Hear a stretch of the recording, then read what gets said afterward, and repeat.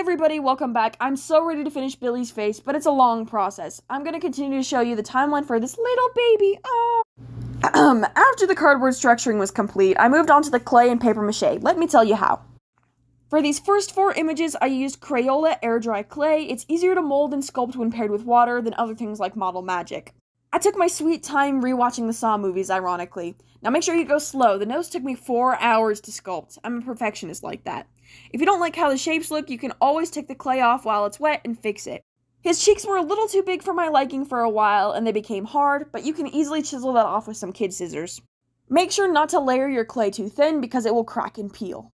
Now, like I said, you can eyeball most of this. Just remember to keep clay out of the empty space to make room for his chin piece, and round the insides of his lower cheeks thinner than other parts of his face.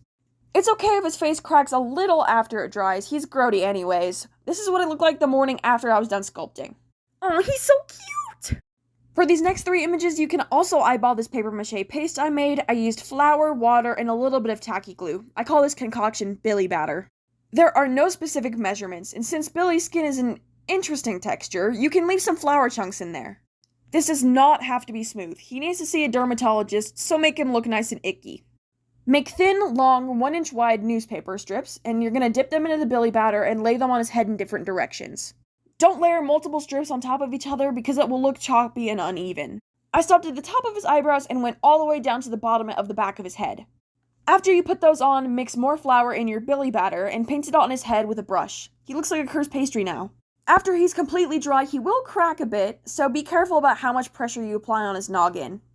In this photo right here, you can see the newspaper strips that I haven't put paint or Billy batter on yet. For these last few sculpting steps, his head was looking mighty squarish to me, so I used a knife to cut out and chisel at the sections I wanted to reshape.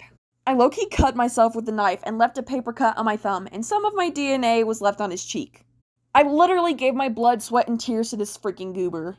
Now that there are massive holes in his head, I used cardboard strips, air dry clay, and made more thick Billy batter to go over it like it never happened. Congrats, bruh! You're ready to paint and almost finish his head. Stay tuned for more to see how much I cook. Toodles, torturers!